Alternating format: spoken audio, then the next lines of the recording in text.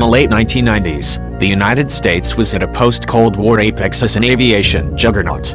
Not only did it have the largest fleet of combat aircraft in the world, it was also producing the only fifth-generation fighter in existence, the F-22 Raptor. By 2009, the US government had turned against the fighter, and only 187 were produced. What happened to the F-22 program, and why? There's little doubt the F-22 Raptor is the greatest air superiority fighter of its time. The problem was that the fighter's development went on for so long that its primary adversary, the Soviet Air Force, went out of business.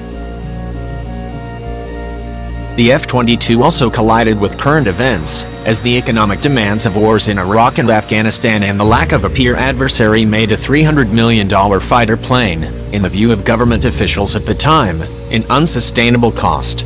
An economic recession, nearly a depression that began in 2008 and only ended in 2010, was clearly another reason. The F-22 Raptor's story begins in the early 1980s. Eager to maintain America's edge in air superiority fighters, the U.S. Air Force began looking for a replacement for the F-15 Sea Eagle. In 1990, a fly-off between the Northrop YF-23 and the Lockheed Martin YF-22 resulted in the service choosing the YF-22, later renamed the F-22 Raptor, as a future cornerstone of American air power. Early on, the U.S. Air Force believed that 750 of the new fighters would cost approximately $26.2 billion, at $35 million per plane. By 1990, with the Cold War virtually over, the George H.W. Bush administration trimmed the buy to 648 aircraft. By 1997 that number dropped again to 339, and by 2003 the number had been trimmed again to 277. In 2009, that number was cut again to 187, plus 8 testing and development aircraft, and the production line was terminated. The program's path to deployment was a long one, too.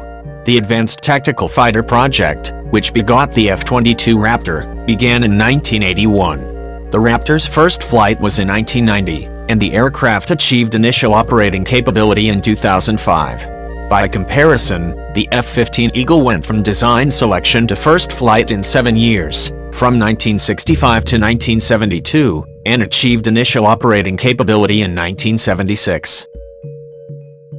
In other words, the F-22 took more than twice as long to develop than the F-15. During that time, the Soviet Union went from competing superpower to the dust heap, dissolving in 1991.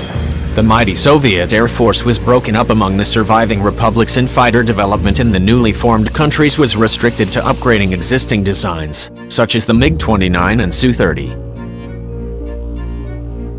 Few in number and flown by pilots with minimal flight hours during the lean economic years of the 1990s, they presented no compelling reason to rush the F-22. The F-22 also gained an air-to-ground capability during this time, extending its usefulness. The F-22 was also a victim of the wars in Iraq and Afghanistan. The immense cost of supporting two low-intensity conflicts wars simultaneously made expenses for fighting a peer competitor who didn't actually exist at the time difficult to justify. The F-22, which was not deployed to Iraq or Afghanistan, was frequently depicted as in a budget battle against weapon systems vital for the wars the United States was actually fighting. The F-22 was, fairly or not, often depicted as a program funded at the expense of the mine-resistant ambush-protected vehicles that saved ground troops in Iraq and Afghanistan from the dangers of improvised explosive devices. A lengthy development period also put the F-22 in indirect competition with the F-35 Joint Strike Fighter. Although different aircraft designed for different roles, the F-35 was a cheaper aircraft with similar and in some cases greater capabilities than the F-22, and it apparently played a role in Defense Secretary Robert Gates recommending F-22 termination. As Gates did so, he recommended accelerating the F-35 program instead. Gates predicted that the United States would have 1,700 F-35s by 2025, a number that, given the cost overruns and delays of the controversial program, the Pentagon is unlikely to meet. Finally, in 2008, the United States entered the worst economic crisis since the Great Depression, with GDP tumbling a staggering 8% in 2009, the year the decision was made to halt F-22 production. The recession would last until 2010, and the recovery is still arguably ongoing. This added to pressures to concentrate on immediate threats and put off investments in big power warfare, something that in 2009 seemed a far-off prospect. 8 years after the termination of the F-22 program, with the benefit of hindsight, the verdict of history is mixed. On one hand, termination cleared the way for other, more immediately pressing tactical programs to be funded. Lives were undoubtedly saved by diverting billions to MRAP production.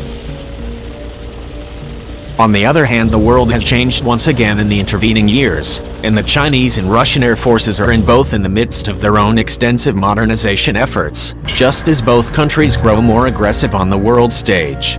There are now 3 fifth-generation aircraft, the Chinese J-20 and FC-31, and the Russian-Indian T-50 in development set to challenge U.S. air power.